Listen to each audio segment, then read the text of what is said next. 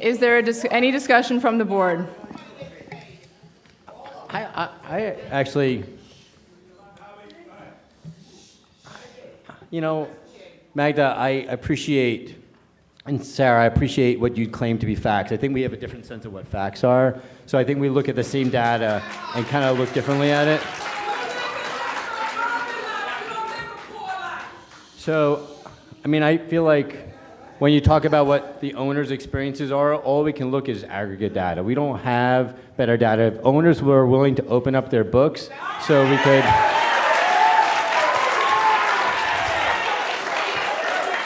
So we could actually see kind of what's going on, and we could see what they're...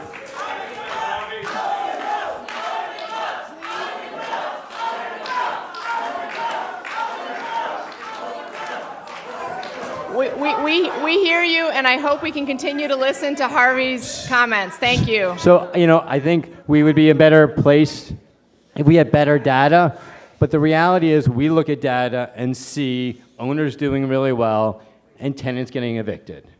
And so you look at data and you say owners are barely squeaking by and just getting 3% profit, but seem to ignore the facts of what the tenant picture is. And I think our job here is to look at the balance, to look at what owners are experiencing, and that's real, because we understand they run buildings.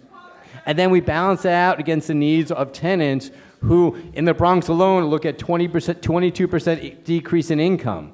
So if you look at that and you see that, the idea that we can propose a range that's between 3% to 5% for a 1 year and 4% to 9% for a 2 year, for me, is beyond belief. The idea that tenants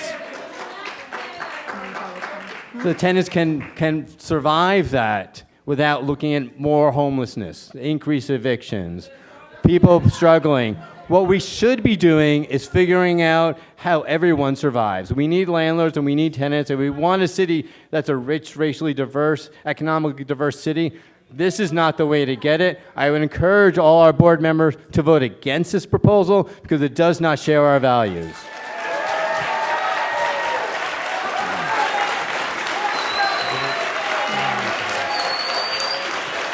Is there any further discussion?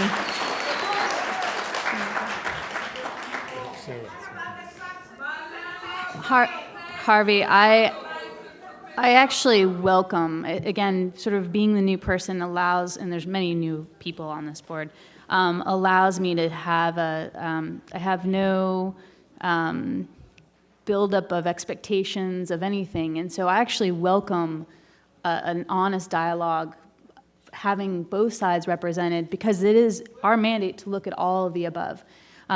You understand, though, that since when you represent the tenant side and the statistics that you gave early on, you do represent those numbers. So it's my fiduciary responsibility to represent the owner side. But I will caveat, though, that I very much look forward to when we actually can all sit down, and I'm hoping that it's going to be the next meeting, when we can actually have the interchange and that interface. But you understand that I understand what your role is here tonight, and you understand my role and our role here tonight, and we'll ask the board to consider all of the above when they're making their votes. So I would like to comment also, right? You are right, Sarah, that we are to consider both sides, right? But I think that for time and time and again, when have we seen a zero increase? And when have we seen more increases, right? And sometimes the increases are above what you need to do to stay afloat, right? And so we see that time and time again. And I'm also new, right? I'm not a statistical person, so I have to ask a lot of questions, and I have to look at all of this, and I do come with a fresh pair of eyes, but just alone, coming to a tenant association meeting with 100 people in a lobby of a building that didn't have heat and hot water, and then having to tell them that we are proposing 3.6% to a 5.5% to an increase for a 1 year lease, doesn't make sense to me. I can't in good faith go to someone and say that. So I feel that Harvey is right when we say that we look at this data and come out with two different views and somehow look at the same numbers. And I welcome the discussion. I feel like we should continue to have these discussions because at the end, I think that you will see what tenants are seeing and what advocates are seeing throughout the city, that we need a rollback. Madam Chairperson, if I just may have one comment. My only response is that the owner's proposal is not based on magical numbers or wishful thinking. The owner's proposal is based on the commensurate adjustments that are thoroughly vetted by the RGB staff. And Please allow each person to speak again, as we will allow you and welcome your comments at the public hearing. And so, as Sarah indicated in the following meeting, perhaps if you can rebut this data that the staff has prepared for us, we'll certainly consider it. But in terms of the justification for our guidelines or our proposed guidelines, it is well documented and, again, thoroughly vetted. Thank you. So can I say something? Because I have to, Magda, I have to respond to that because Can people please allow Harvey to testify, to speak? so I actually feel like when you say that it's well documented versus our data is well documented, Magda. If you look at 2008 to 2014, and you look at the increases that landlords have gotten in that period of time, and you look at what's happened first in the Great Recession in this city, what's happened every single year, we've had an increase. When owners' costs went down, we had an increase. When tenants were homeless, we had an increase. When people lost their jobs, we had an increase. We've had increase after increase after increase. And what we're talking about is record profits, net operating income that's going through the roof. And the reality is, we're not saying loaners shouldn't make profits. All we're saying is maybe they should make a little less.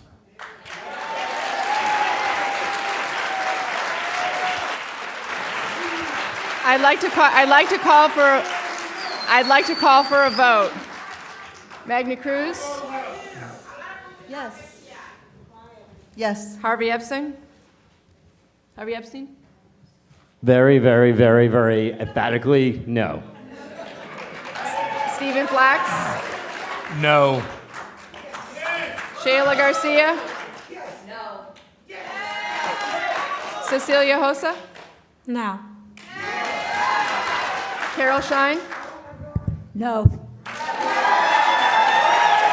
David Wank? No. Sarah Williams Willard?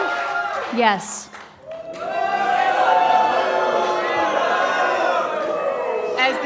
As the chair, I'll vote no.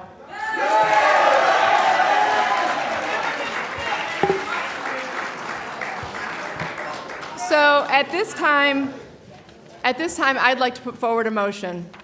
As we've discussed, the role of the RGB is to attempt to construct what fair rent levels would look like.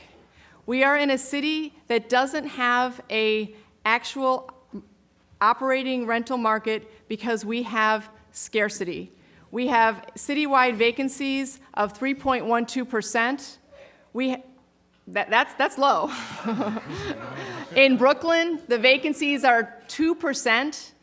In 2.61%, that's the lowest. In Manhattan, 2.8%. In the Bronx, 3.2%. And in Queens, 3.79%. Because we have vacancy rates of under 5%, we don't have a functional rental market. And so this board has been given the responsibility to attempt to construct what a rental market would look like when there's normal bargaining power between tenants and landlords. That doesn't exist in a city in which there are no vacancies, where people can't find alternatives. That's the mandate of this board, and we take it very, very seriously. So in order for us To continue this discussion, we've had a presentation of data from Shayla and Harvey describing the increases that the landlords have enjoyed and emphasizing from the RGB staff, for example, that the net operating income in the last, from 2011 to 2012, grew by 9.6%. That since, from between 1990 and 2012, the net operating income adjusted for inflation grew by 31.2%. So we have that information that in this city in which there's enormous scarcity, there are the increases that have been voted by previous boards have resulted in increases in net operating income for landlords. We also have information from the owners' representatives suggesting that there are challenges that these numbers don't allow us to see. That's what the next 5 weeks are for us to be able to fully understand the experiences of tenants and the experiences of landlords and to come up with a ultimate increase that is fair and that reflects what an actual market would look like. In response to these competing challenges and to the inadequacy of data we currently have, I would like to propose as follows. For 1-year leases, I would like to propose a range of 0 to 3%. For 2-year leases, I would like to propose a range of 0.5 to 4.5.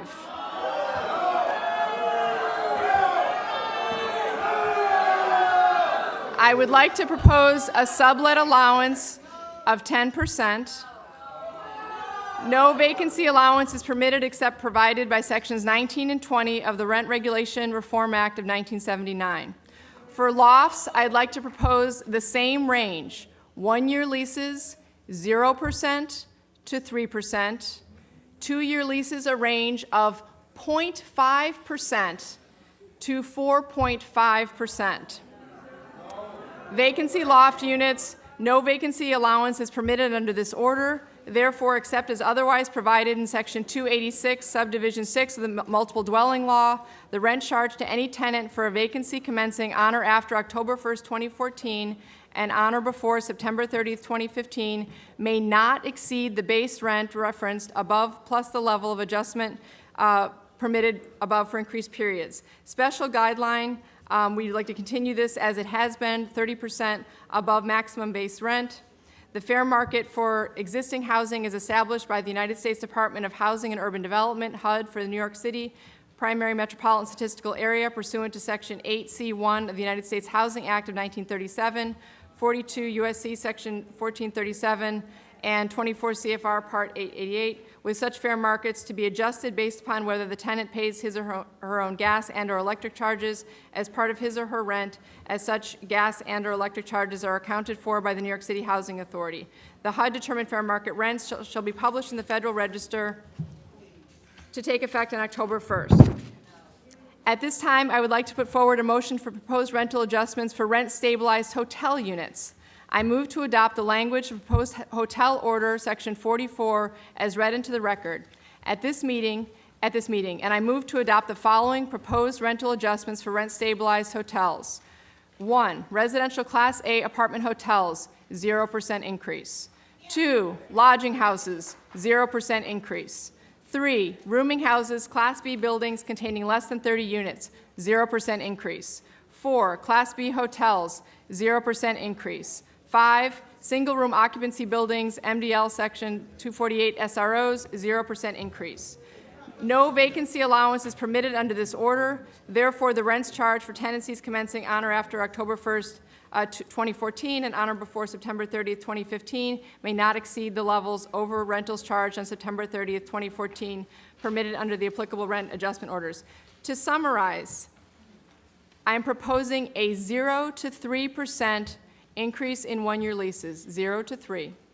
For 2-year leases, 0.5 to 4.5, and a sublet allowance of 10. The same for lofts, 0% to 3%. 2-year leases, 0.5 to 4.5 increase. Is there any discussion? Do we need to second the motion? Uh, I second the motion. Any discussion from members of the board?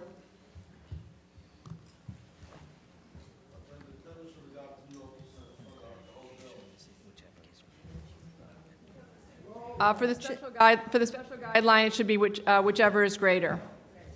Is there any discussion before the board? Madam Chair? Yes. I only wish to point out that by also proposing at this time, before we've taken a vote on the apartment and lofts, a vote on the hotels, you've essentially prevented any other motion from being made, because there's, if your motion passes, then anyone else that wanted to make a motion, the proposal would be moot. I'm So happy to accept as a friendly amendment separating those two motions. I would say that we take the vote on the apartments and lofts, and then allow for there be another proposal. That's what I was suggesting. Okay. Okay, so I will, Unless there's a reason, I don't think we would make a separate motion on the apartments and lofts from the hotels, so I'm not clear if there is another motion that's being made. Magda, is there another motion to be made? Okay. So we will separate the motions, and the first vote will be only on my proposed motion for the apartment 1-year and 2-year range, the sublet allowance, and the loft 1-year and 2-year range, along with the special guidelines. Any further discussion?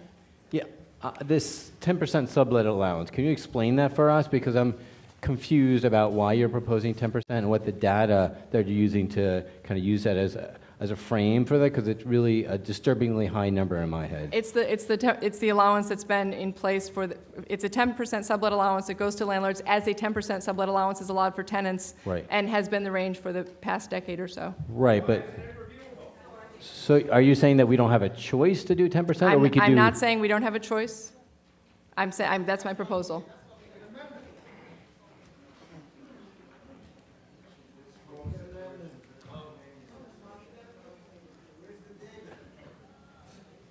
And can you kind of go into detail why you picked this range then? I mean, for my sense, like what we've heard and what we really believe is that as 0% is, at least for the 1-year increase, is really critical to tenants who are really struggling. And so your range of 0 to 3, what message do you think we're sending to the community by having a range like that, a 3-point range? I hope the message that we're sending is that we are in an information gathering phase, that we have data to suggest that operating income for landlords has increased. We also have data to suggest that costs to landlords will increase. We have the data provided to us by the landlords' operating representatives. And so in light of the fact that we are in an information gathering phase, it seems appropriate to have a range that begins at 0 and extends to 3 for the 1-year lease. That gives us an opportunity to carefully consider both the tenant's perspective and the experiences of tenants and the data that we have suggesting that there's been an increase in landlord income, but at the same time allows us to consider the data and information from landlords about an increase in operating costs. And by virtue of being in an information gathering phase, we will be able to fulfill our mandate of constructing fair rent levels. That's my reason for a range. So just so I'm clear, based on that range of 0 to 3, if the data that we're collecting over the 5-6 weeks will show out, which I believe that tenants need a rent freeze, that data could be available. That would make that 0 in the range would be a 0 that could be in the final vote in June. Is that correct? The range is 0 to 3. The number that we vote in June could be anywhere between 0 and 3. It can't be outside of that. Can I- Historically. Can I suggest that the sublet allowance also be a range, since we are in consideration, and I feel like a fixed number doesn't give us any wiggle room? Would you like to, a friendly amendment to propose a range? Yes, I do. 0 to 10. I will accept that as a friendly amendment. Thank you. You can vote outside the range in the past. What's that? Don't even raise it, I it's won't. not raised. Any further discussion?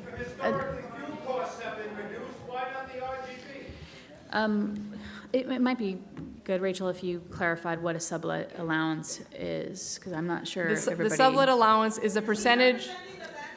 Excuse the me, su- no, she's not. She's giving us the actual information about what this nomenclature means. A sublet allowance is a percentage that is available to landlords in the event that there's a sublet of the apartments by tenants. A similar amount is available to tenants. Any further discussion?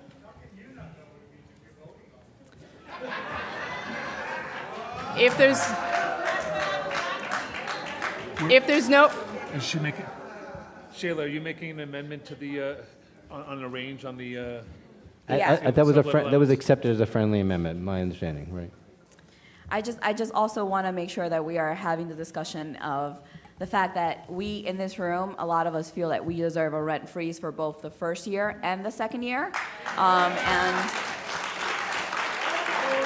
I would just like to, I understand that the 0.5%, it's almost zero, but I just want to make sure that I am, voicing my opinion about the fact that we would like to see it to be zero, really, instead of 0.5. any further discussion? I'll call for the vote. Magna Cruz, I vote no. Harvey Epstein, I have to say that the chance of getting a rent freeze is a historic moment in the city of New York, and based on that opportunity to get a rent freeze, I will vote yes on this motion today. Stephen Flax, yes. Shayla Garcia, I would like to also again say that I hope that we consider a rent freeze and a 0.5 increase as like the bare minimum. And that's a yes. Cecilia Hosa, I vote yes. Carol Shine, Yes. David Wank, Yes. Sarah Williams Willard, Yes.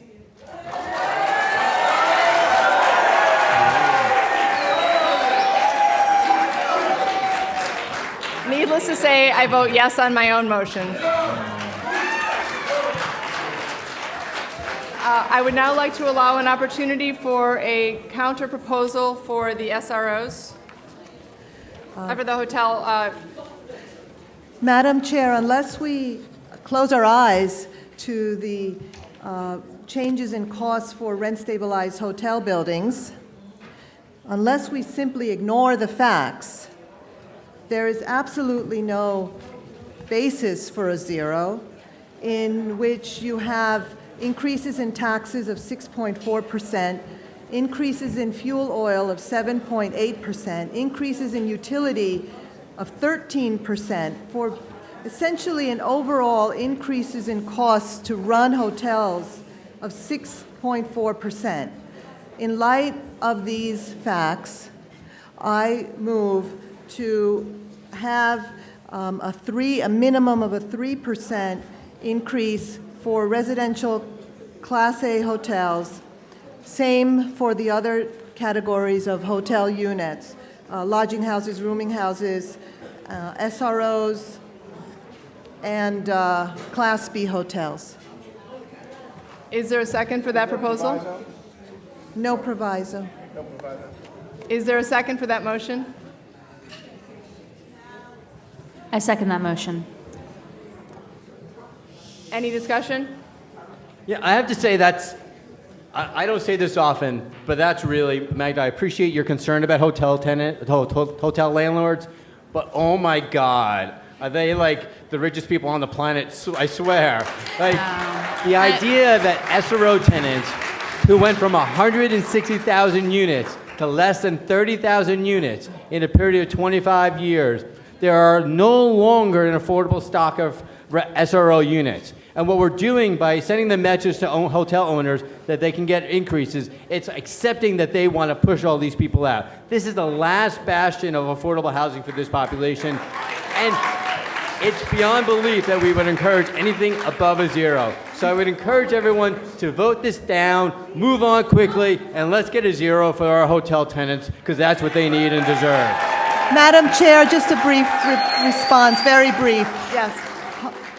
Mr. Epstein, it is perhaps a reflection of the many years of zero that has caused the complete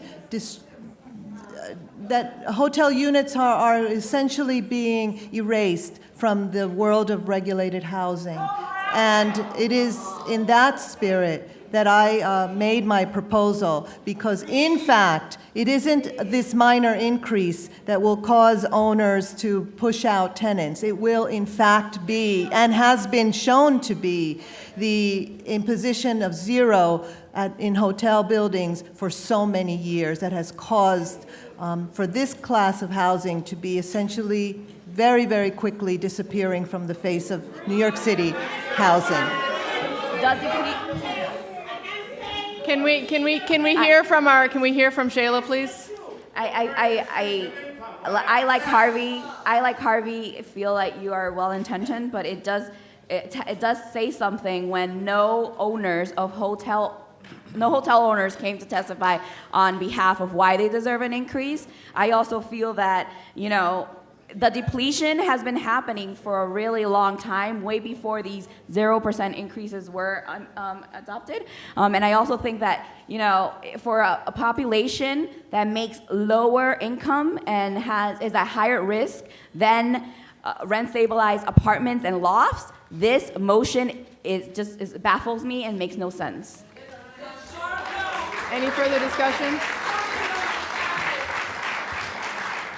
I would like to call for a vote for the proposed increase of 3% for hotel order number 44, Magna Cruz.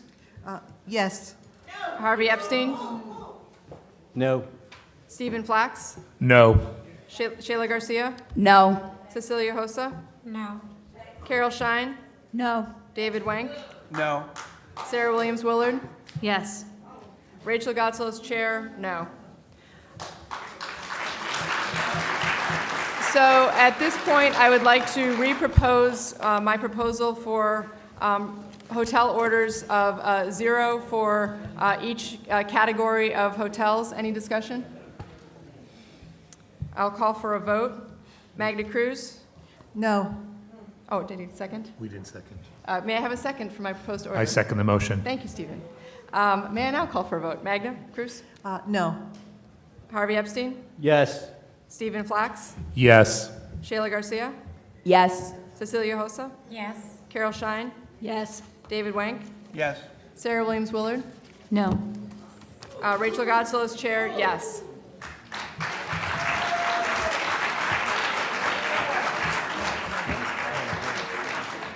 At this point, may I call for a motion to adjourn? I make a motion to adjourn the meeting. And thank you, Rachel. Thank you, Motion everyone. adjourned. Thank you all so much.